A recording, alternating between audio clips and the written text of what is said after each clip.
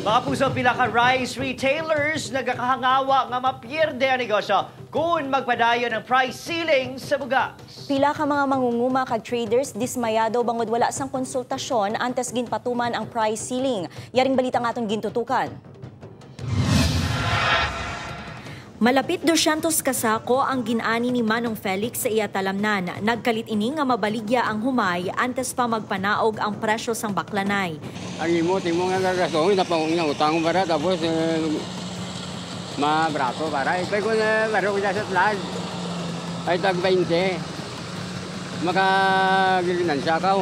Sa mga balaligyaan sang bugas sa Barangay Aganan, Pavia, nakapost ang price list sang bugas. Apang talalupang doon nga wala sang supply, ang 41 kag 45 pesos nga presyo sang bugas. Wala kami kuhaan kitang bugas mo.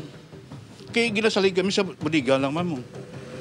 Di ko na nang itatag nila sa amon, kaya mo naman ang ibligyan namon.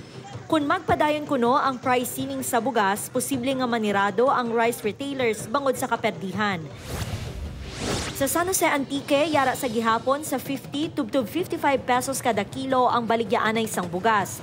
Suno sa retailers, hindi pa sila subong makapatuman sang 41 kag 45 pesos kada kilo nga price ceiling, bangod mahal ang ilakuha sa ila ginabaligya. It's unfair on our part as a vendor because we are buying price at a higher price, and how could we sell it at a lower price? Ang ilahinyo, hatagan sila sang tion nga mapaubos ang ila supply kag unahon kun tani nga kontrolon ang presyo sa mga wholesaler.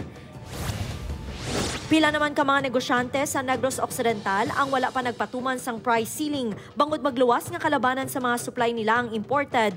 Mahal pa ang kuha nila sa supplier. Imported pa man ang bugas dati, hindi pa makatag presyo sang nubo nga ginahambal nila dayon. Dismayado naman ang mga magamay nga mangunguma kag mga rice traders sa probinsya sa sini nga desisyon sang gobyerno nga suno sa ila. Una kun tani nga ginkonsulta antes ginpatuman ang price ceiling.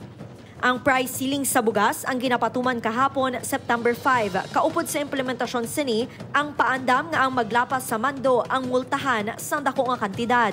Upoy Kirumao Porkia, Zen Kilantang, para sa GMA Regional TV Early Edition.